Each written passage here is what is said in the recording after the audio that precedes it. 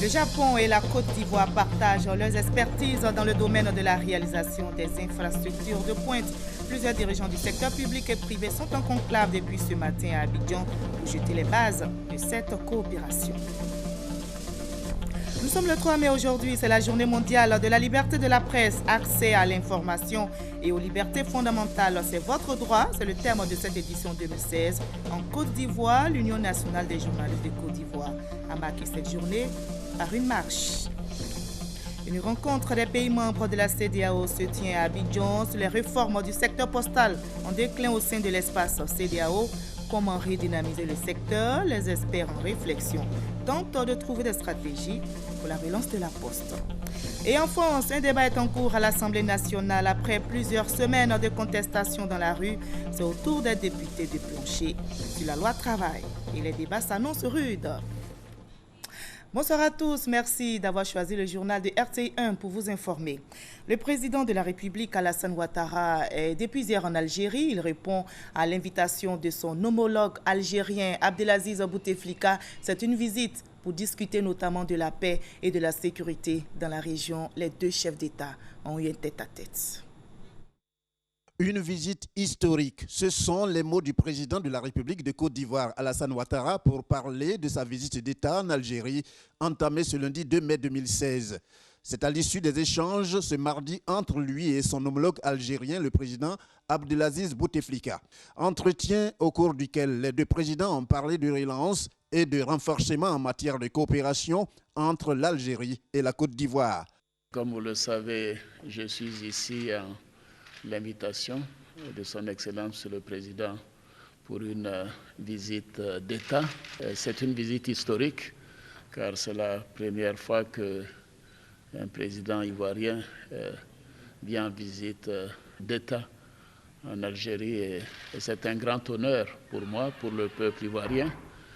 Vous savez, l'Algérie est un très grand pays, un beau pays, un pays qui a des relations anciennes avec la Côte d'Ivoire et nous avons estimé que la coopération entre les deux pays n'était pas au niveau auquel elle devrait se situer, compte tenu de la complémentarité des pays, des économies. La Côte d'Ivoire est le premier producteur mondial de cacao, avec 40% de la production mondiale, premier producteur mondial de noix de cajou, premier producteur ivoirien de bananes, d'ananas, et ainsi de suite, de divers fruits et légumes. Et bien évidemment, nous connaissons toute la richesse humaine et également potentielle de l'Algérie avec les productions de gaz, de pétrole, de fruits, d'industrie. Et nous considérons qu'il y a donc une possibilité pour les deux pays de travailler à plus d'intégration.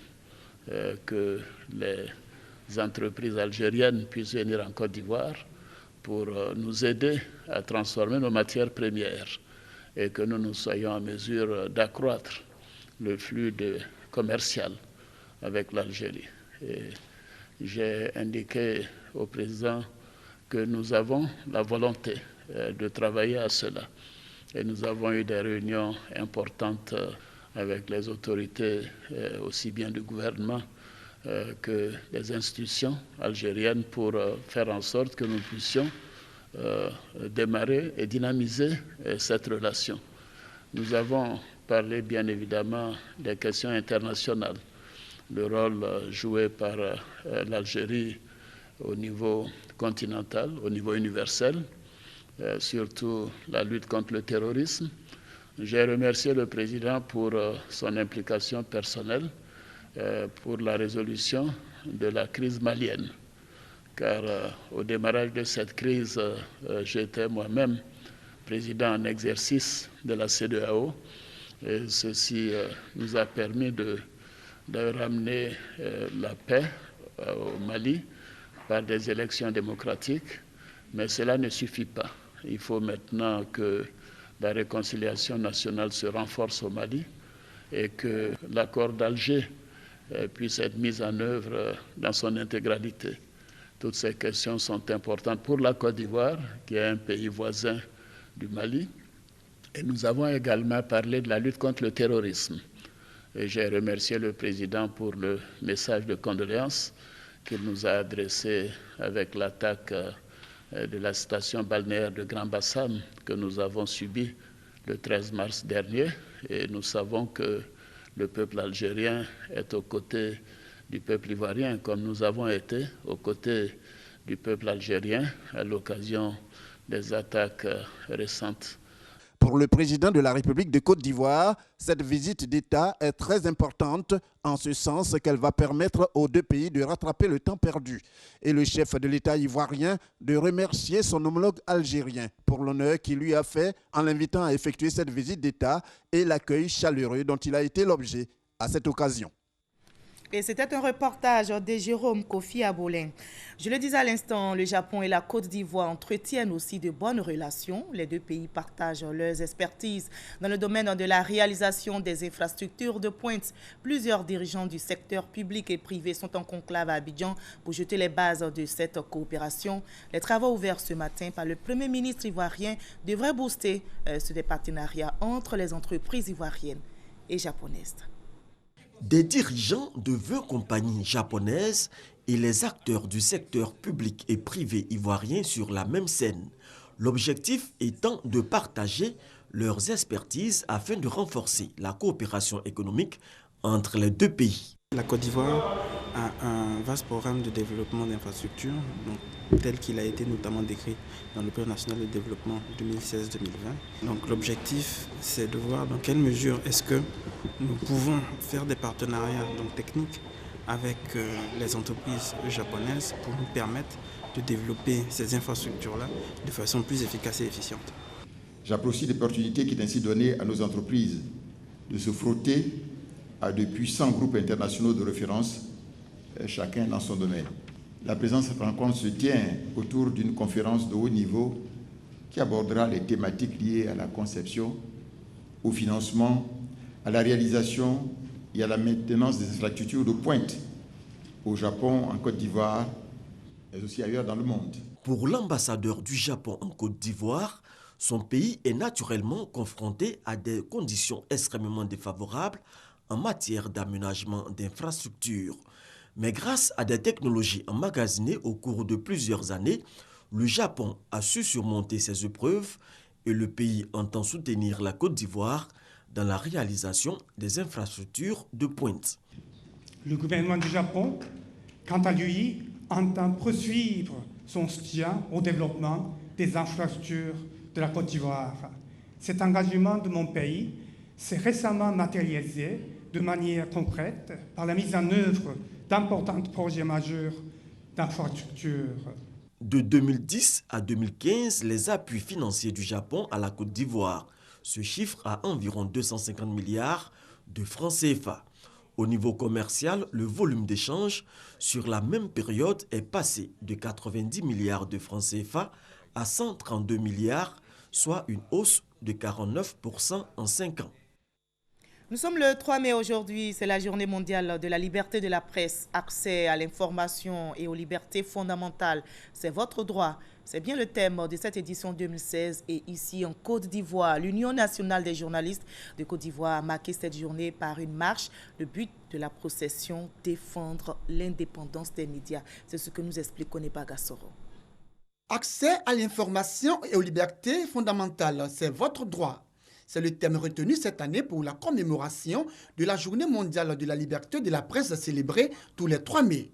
Objectif, évaluer les principes fondamentaux de la liberté de la presse, mais aussi défendre l'indépendance des médias. C'est la Cour de la radiodiffusion-télévision ivoirienne RTI qui a servi de cadre pour la célébration de cette journée initiée par l'Union nationale des journalistes de Côte d'Ivoire, UNJCI. En 2012, la Côte d'Ivoire était, 118e au classement mondial de Reporters sans frontières pour la liberté de la presse. L'année dernière, cette année, nous avons stagné au 86e rang. Je pense que c'est acceptable. Présente, la ministre de la Communication a félicité et encouragé l'ensemble des journalistes et professionnels des médias pour le travail abattu. Afoussata Bambalamine les a exhortés à plus de professionnalisme dans le traitement de l'information. C'est vous qui pouvez nous faire aimer votre métier. Et vous pouvez nous le faire aimer par votre professionnalisme, votre sens des responsabilités, vos critiques objectives, vos critiques constructives. Et en cela, je voudrais vous saluer aussi. Vous saluer chaleureusement pour avoir décidé librement, au cours de la campagne présidentielle de 2015, de vous doter d'une charte de bonne conduite. Vous l'avez fait et vous avez respecté cette charte. Avant la cérémonie officielle, une marche a été organisée en vue de rendre hommage à la presse ivoirienne. Marche qui a vu la participation des journalistes, des responsables et professionnels des médias, des photographes, des syndicats et agents du ministère de la Communication. Notez en bref, selon Reporters sans frontières, 3 pays sont en tête du classement mondial de la liberté de la presse. Il s'agit de la Finlande, première depuis 5 ans, la Norvège et le Danemark. La Corée du Nord et l'Érythrée occupent le bas du tableau de ce classement de RSF. Notez que l'Érythrée occupe la dernière place du classement mondial de la liberté de la presse depuis maintenant 8 ans. Nous prenons à présent la direction de l'Assemblée nationale où les députés ont adopté aujourd'hui le projet de calendrier de la première session ordinaire. 15 projets de loi ont été programmés. Ils seront examinés par les parlementaires ivoiriens de mai à juin 2016. Abou Sanogo. Fini les vacances parlementaires.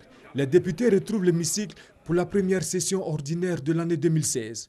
Le calendrier est connu. 15 projets de loi, dont 8 projets de loi ordinaires et 7 projets de loi de ratification d'ordonnances ont été programmés pour être examinés sur la période du 23 mai au 29 juin 2016. Les travaux vont commencer dans quelques semaines. C'est très dense. On va s'y atteler. Les députés de Côte d'Ivoire joueront leur partition, surtout que ces textes ont des portées à la fois sociales et politique. C'est l'étude de tous les projets de loi qui sont venus du Conseil du gouvernement et qui sont sur la table de l'Assemblée nationale.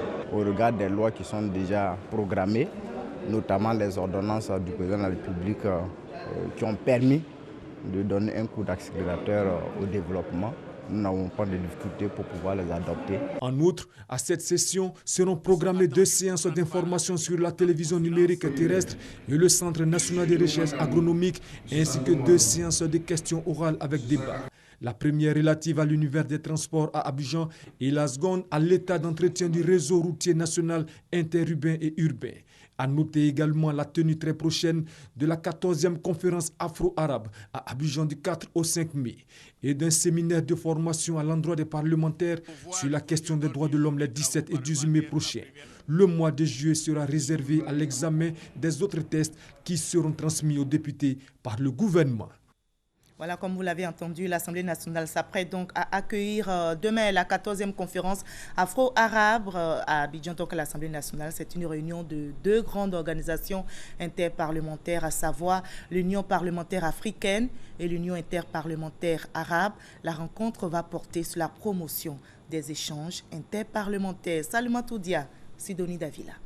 Développer le dialogue et renforcer les liens de coopération politique, économique, sociale et culturelle entre les parlements africains et ceux des pays arabes.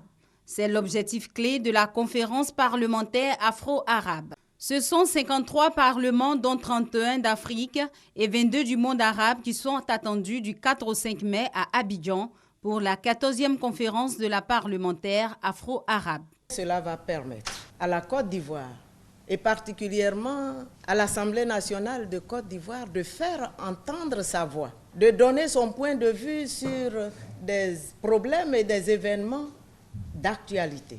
Au niveau des enjeux, lorsqu'un pays abrite cette conférence, de facto, son président devient le président en exercice. C'est donc le président de l'Assemblée nationale, Guillaume Soro, qui devra être élu, et ce, pour un mandat de 2 ans.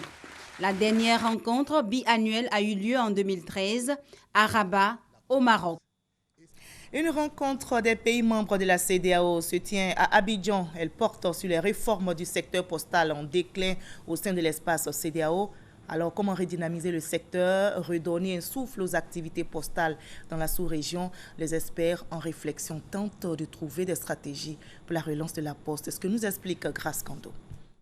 La communauté économique des États de l'Afrique de l'Ouest, CEDEAO, veut améliorer la qualité des services postaux au sein de l'espace. Selon des experts du domaine, les services postaux ont pris du plomb dans l'aile avec l'avènement des technologies de l'information et de la communication.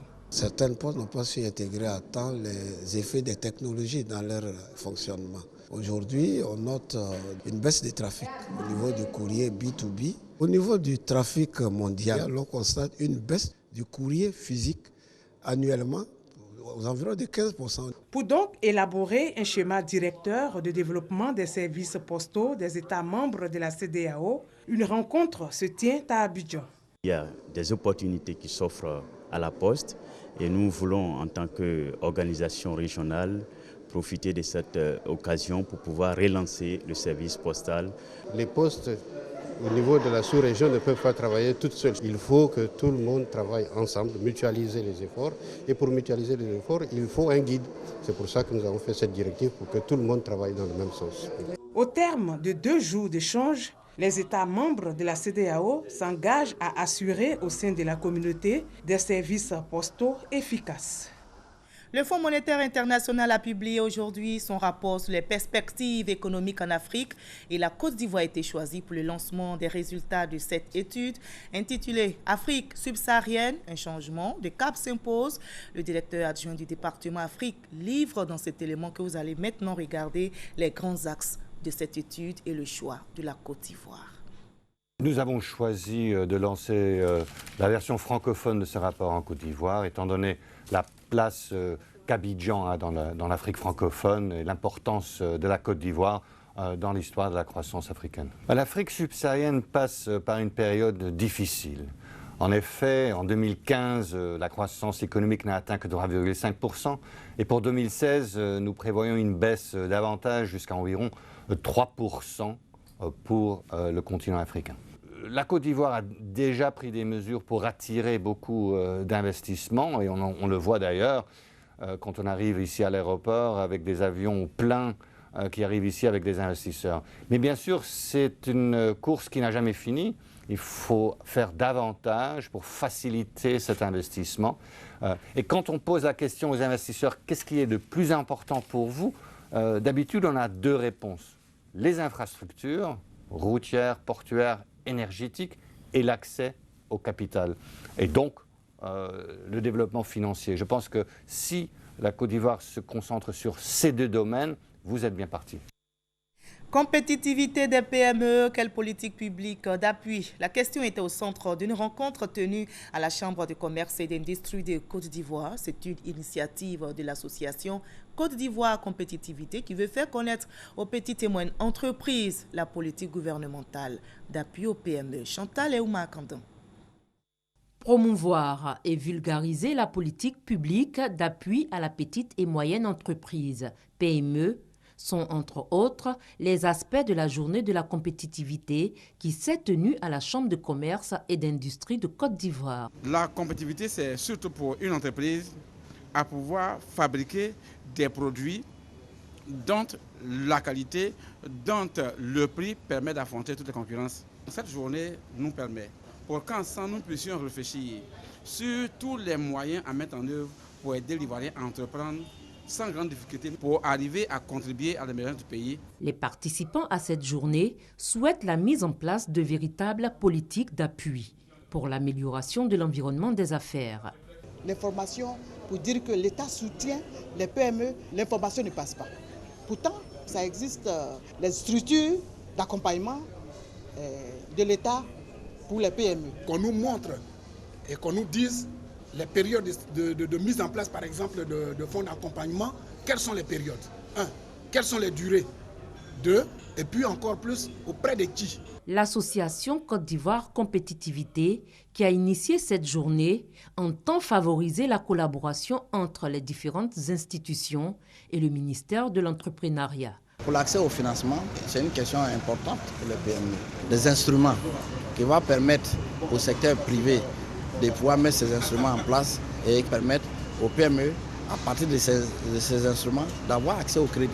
La journée de la compétitivité a été meublée par une conférence sur la compétitivité de la PME. La rencontre sur l'emploi des jeunes dans l'espace UEMOA a refermé ses portes ce week-end à Yamoussoukro. Les pays membres de l'Union économique et monétaire ouest-africaine ont mis en place des stratégies et mécanismes afin de lutter contre le chômage. Konepa Gassoro. Mettre en place un cadre de concertation entre le système bancaire, le secteur privé et les États membres de l'UEMOA pour discuter de la question du financement des jeunes entrepreneurs. Développer des nouveaux modes de financement pour les jeunes entrepreneurs. Accélérer l'étude de faisabilité sur le Fonds régional de l'emploi des jeunes en vue de sa mise en place effective.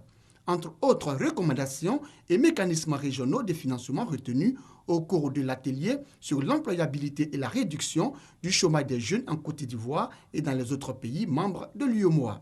Cet atelier, initié par le ministère de la Promotion de la Jeunesse et de l'Emploi des Jeunes, a l'appui du bureau de l'UEMOA en Côte d'Ivoire. La problématique de l'emploi ne peut pas être seulement locale. Vous avez tout l'environnement régional et souvent mondial qui impacte fortement tous les dispositifs que vous pouvez mettre en place. Et c'est en cela que, conjointement, nous avons identifié que nous avons plus ou moins les mêmes problèmes dans nos différents pays. Et donc, même réponse, il faut avoir une approche initiale et globale. La problématique de l'emploi des jeunes et la réduction du chômage dans l'espace UEMOA, ça constitue la priorité de la commission de l'UEMOA. Nous allons commencer à appliquer ce que nous avons mis dans la feuille de route qui sera validée par les ministres eux-mêmes. Des programmes communautaires relatifs à l'emploi des jeunes au sein de l'espace UEMOA ont également été élaborés. Un programme régional d'appui au secteur informel et un programme régional de création et de validation des emplois à travers le développement de chaînes de valeur agricoles.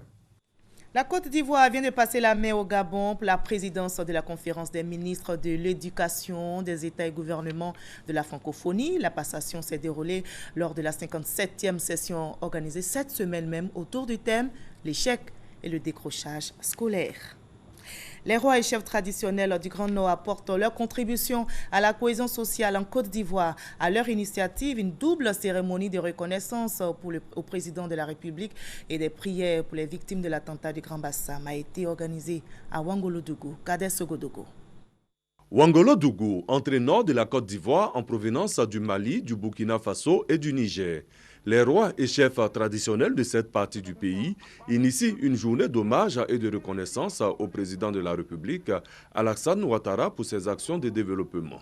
Il prie également pour toutes les victimes de l'attaque terroriste qui a visé Grand Bassam. Nous, les chefs traditionnels du département de Ouangolo-Dougou, avons pris l'initiative d'organiser cette journée de reconnaissance à l'endroit du chef de l'État pour lui témoigner notre approbation totale dans sa gestion du pouvoir et surtout notre soutien indéfectible dans toute la situation douloureuse que notre pays traversera pendant son mandat. Musulmans et chrétiens se sont succédés pour élever des prières pour la Côte d'Ivoire et ses habitants. Le parrain de cette double cérémonie partage cette vision d'une Côte d'Ivoire unie et en paix. Une cérémonie qui magnifie le président de la République, son Excellence Alassane Ouattara. Ce n'est un secret pour personne que la Côte d'Ivoire revient de très loin avec le travail de fourmi abattu par le chef de l'État depuis son arrivée à la magistrature suprême. Notre pays s'est réconcilié avec lui-même. Le représentant du président de la République, le préfet Sindou Koulibaly, invite la chefferie traditionnelle à continuer dans ce sens. Je trouve juste et normal que la population, avec à leur tête, les chefs puissent rendre une journée de reconnaissance aux chefs de l'État. Et je voudrais leur dire merci, infiniment merci pour cette journée. Le parrain de la cérémonie, Traoré Drissa, a offert à chacun des 107 chefs traditionnels présents 5 mètres de basin blanc, symbole de paix, de cohésion et de pureté. On en arrive maintenant aux hommages du peuple congolais et de l'Afrique à l'artiste Papa Wemba. Ces hommages qui ont débuté hier à Kinshasa au cours d'une cérémonie solennelle présidée par le chef de l'État Joseph Kabila. Papa Wemba a été élevé au rang de héros national au même titre que Lumumba et l'ex-président Kabila. Une forte délégation ivoirienne était à Kinshasa pour assister à la cérémonie. L'artiste, sachez-le, sera inhumé demain, mercredi. Serge Koléa. Honneur et gloire à Papa Wemba. La République démocratique du Congo rend l'ultime hommage à un de ses dignes fils, Jules Chungu Wemba Dio, décédé le dimanche 24 avril à Abidjan-sur-Seine, n'est pas un citoyen lambda, encore moins un artiste ordinaire. C'est une icône, une superstar. Il a été élevé à titre posthume au grade de grand officier dans l'ordre national des héros nationaux Kabila Lumumba au palais du peuple de Kinshasa. Dans la salle, toute la classe dirigeante de la RDC avec à sa tête le président de la République Joseph Kabila. Les amis de papa et la grande famille des artistes congolais unis dans un même élan de solidarité ont chanté pour le maître d'école. Dans ce deuil qui frappe sa famille, mais aussi l'Afrique et le monde, plusieurs délégations étrangères, dont celle de la Côte d'Ivoire, conduite par le ministre de la Culture et de la Francophonie. La mort de Papa Wemba, seul impact entre la Côte d'Ivoire et le peuple congolais. Je suis venu avec une forte délégation pour nous tenir aux côtés du peuple congolais et dire que nous sommes de cœur, d'esprit et de corps avec le Congo. Le chef de l'État du Congo nous a transmis un message au chef de l'État de Côte d'Ivoire, notre homologue de la culture et des arts du Congo, remercier les autorités ivoiriennes pour toute la part prise dans ces obsèques. Le ministre des Arts et de la Culture de la RDC, Esdras Kambale, a annoncé l'édification prochaine d'une salle de spectacle avec un musée pour pérenniser l'œuvre et la mémoire artistique du roi de la SAP, la Société des ambianceurs et des personnes élégantes. En attendant un décret du chef de l'État, la journée du 24 avril, date du décès de Papa Wemba, a été proposée pour la célébration chaque année de la Journée nationale de la musique congolaise en reconnaissance à l'œuvre gigantesque de Jules Presley et de son influence sur des générations entières d'artistes congolais et africains. On lui consacre le 24 avril comme journée de la musique, c'est vraiment un honneur et je suis très content pour ça. Je suis triste mais je suis satisfait pour Papa Wemba. Il a beaucoup travaillé, il a beaucoup donné pour le pays. L'inhumation aura lieu le mercredi 4 mai à Kinshasa. Loin de la RD Congo, en France, un débat est en cours à l'Assemblée nationale. Après plusieurs semaines de contestation dans la rue, c'est au tour des députés de plancher sur la loi travail. Les débats s'annoncent interminables après le dépôt de près de 5000 amendements. Hamza Diaby. Plusieurs centaines de manifestants réclament ce mardi à Paris et en région le retrait du projet de loi sur le travail défendu par Myriam El Khomri. Retrait total, grève générale. Aux parlementaires de prendre leurs responsabilités ou hashtag « on vaut mieux que ça ». Voilà ce que l'on entendait scander par les manifestants qui se sont rassemblés sur l'esplanade des Invalides à l'appel des syndicats CGT, Force ouvrière, Solidaire et des organisations lycéennes et étudiants. Je pense que la loi travail, c'est ce qui nous unit tous aujourd'hui, par-delà nos différences sectorielles. Pendant ce temps, à l'intérieur du Parlement, la loi de travail est débattue. Pendant que la ministre du Travail défend son projet, plusieurs députés semblent d'accord sur un point. Je ne dis pas d'ailleurs qu'il ne faut rien changer au Code du travail. Je pense qu'il faudrait sincèrement le simplifier, faciliter l'accès aux droits pour les entreprises comme pour les salariés, qu'il y a, face à l'ubérisation de l'économie, des protections nouvelles à trouver. Taxer la première embauche, on sait bien que beaucoup de jeunes, la plupart des jeunes commencent par un CDD et c'est comme ça qu'ensuite on arrive à un CDI, mais là, taxer les CDD, ça veut dire taxer l'embauche, taxer l'emploi. C'est invraisemblable pour être vraiment chez les bolcheviks pour inventer un truc pareil. Face aux vives critiques, le gouvernement a modifié à 2 reprises le projet de loi, de l'abandon du plafonnement des indemnités pour licenciement injustifié à la définition du licenciement économique en passant par la prise des congés par le salarié ou la taxation des CDD. Les débats sont houleux dans l'hémicycle. Près de 5000 amendements ont été déposés.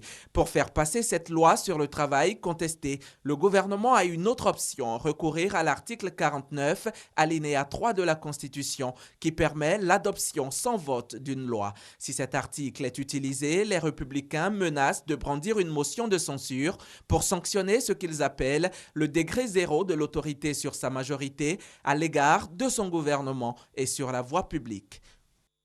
Les JO de Rio, c'est parti. La flamme olympique est arrivée au Brésil aujourd'hui en provenance de Genève. La flamme passera dans plus de 300 villes et sera portée par quelques 12 000 relayeurs avant d'arriver le 5 août au mythique stade Maracana pour le coup d'envoi des premiers JO d'Amérique du Sud.